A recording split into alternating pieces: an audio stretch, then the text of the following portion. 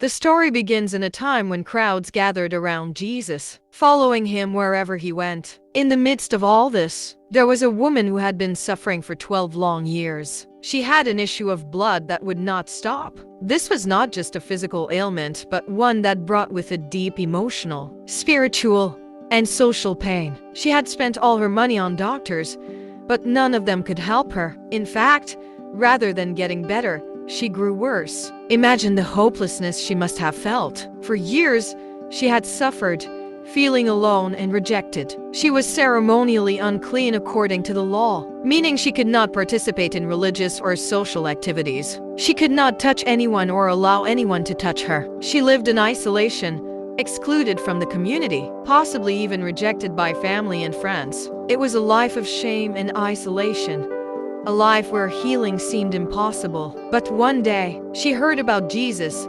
She had likely heard the stories of his miracles, the healings, the blind being given sight, the lame walking, and the dead raised to life. There were whispers in the streets about this man, this healer, this teacher who could do what no one else could. And as she heard those stories, something stirred within her. Hope, perhaps, for the first time in many years. She believed that if she could just touch Jesus' clothes, she would be healed. It sounds simple, but think about it for a moment. This woman had suffered for so long, and now she was willing to take a bold step of faith.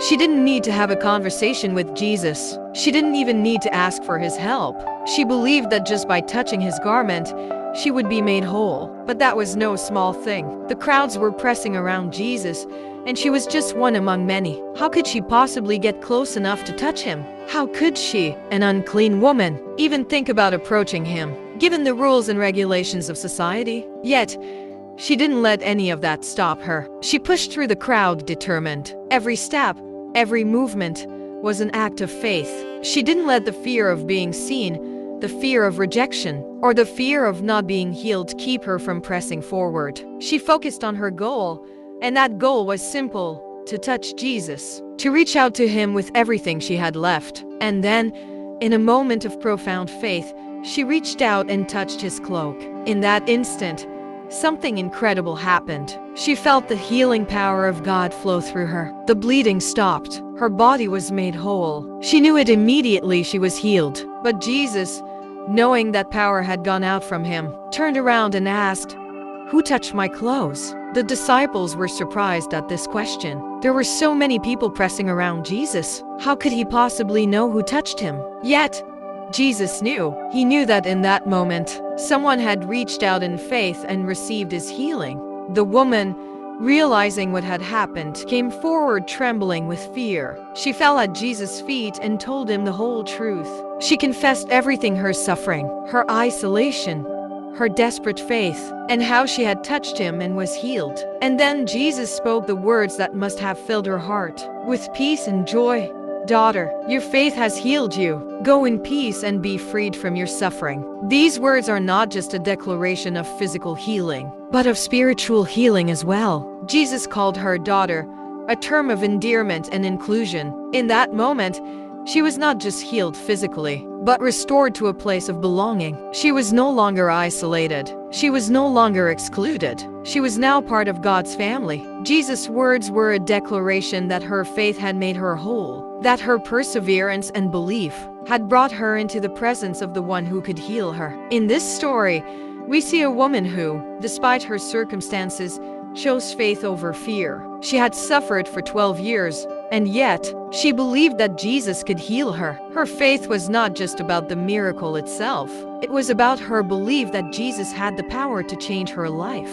Her action was a testimony of her faith. There are so many lessons we can take from this woman's story. First, we see the power of persistent faith. She didn't give up after one doctor failed her or after a year of suffering. She kept searching for healing. She kept hoping, and in the end, she found the one who could heal her. Sometimes we too feel like we've tried everything. We may feel like there's no hope left. But this woman's story teaches us that as long as we have faith, there is always hope. Second, we see the importance of reaching out to Jesus. This woman's healing came because she took a step of faith. She reached out to Jesus, believing that he could make her whole. In our own lives, We often wait for God to make the first move, but this story reminds us that we too must reach out to Him. We must step out in faith, even when the circumstances seem impossible. And lastly, we see that Jesus sees us in our deepest pain. He knew that power had gone out of him, even though the crowd was pressing in on him from all sides. He knew exactly who had touched him, and he took the time to acknowledge her. Jesus sees us in our struggles. He knows our pain. He knows our hearts, and He responds with love, compassion, and healing. When we are going through times of suffering, whether physical, emotional, or spiritual, we can take comfort in knowing that Jesus is always there. He's never too busy to stop and see us, never too distant to hear our cries. He is always ready to heal and restore, just as He did for the woman with the issue of blood.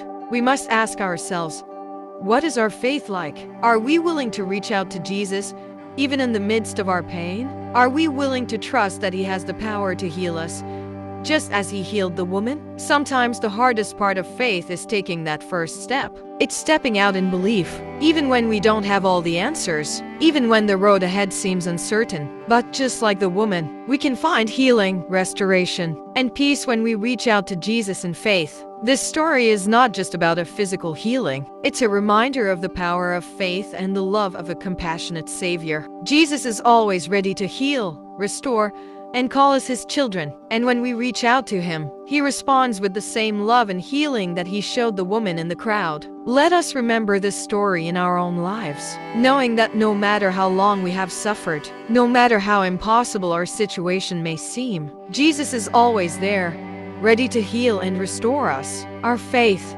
no matter how small, is enough to bring us into the presence of the One who has the power to heal every broken part of us. As we reflect on this beautiful story of healing and faith, let us remember that Jesus is always ready to meet us where we are. Just as He stopped in the crowd to heal this woman, He is always present and ready to heal our hearts, minds, and bodies. All it takes is the faith to reach out to Him, no matter how long we've been suffering or how impossible our situation may seem. If you're feeling overwhelmed, if you're facing challenges, or if you feel like you've been struggling for a long time, know that Jesus sees you. He understands your pain and your heart. He is waiting for you to take that step of faith, to reach out to Him, and to trust that He can make you whole. I encourage you to bring your burdens to Jesus, just as the woman did. Have faith in His power to heal, restore, and bring peace. No matter where you are, He is always close, and His love is unconditional. Thank you for watching today's video. I pray that this story of the woman with the issue of blood has encouraged and uplifted you. May you walk in faith, trusting that God's power is greater than any obstacle you face. If you've been touched by this message,